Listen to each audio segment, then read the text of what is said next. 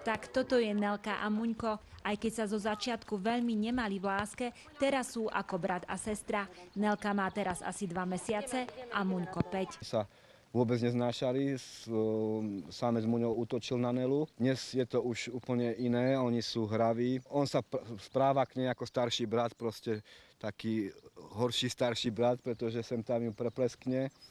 Ona ho zasa pri každej príležitosti uštipne alebo proste syčí na neho, ale neubližujú si navzájom. Z Nelky a Muňka však po niekoľkých dňoch v rehabilitačnej stanici je zohratá dvojka. Lezú po stromoch, či sa spoločne prechádzajú. Svoje medvedie schopnosti si trénujú v úvodzovkách aj na tomto plyšovom mackovi. Domáci ho nazývajú ich trenažérom. Medveď má dušu určitú a je to vidno na ňom, proste on rozmýšľa, je to inteligenčne podstatne ďalej ako napríklad pes. To s tým sa, na tom vidíte, že to reaguje úplne inak a podstatne lepšie. Pán Macek s Muňkom chodieval na dlhé prechádzky do lesa. Muňko má vraj neuveriteľnú kondíciu a dokázal bežať veľmi dlho.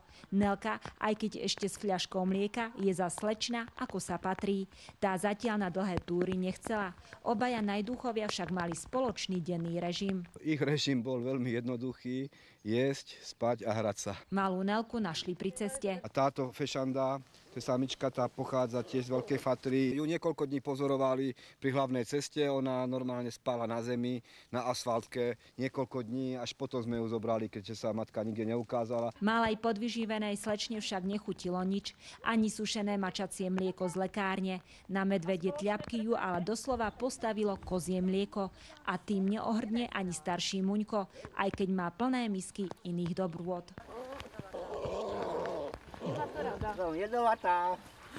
V karanténnej stanici mali veľkú radosť medvieďa takisto deti vedúceho stanice.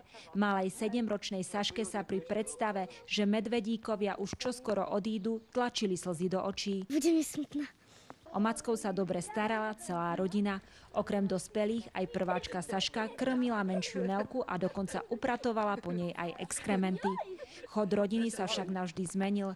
Muňka a Nelku odviezli do zoo. Smutno nám bude veľmi. Mali sme tu veľmi veľa pacientov, ale toto nám asi najviac prirástlo k srdcu.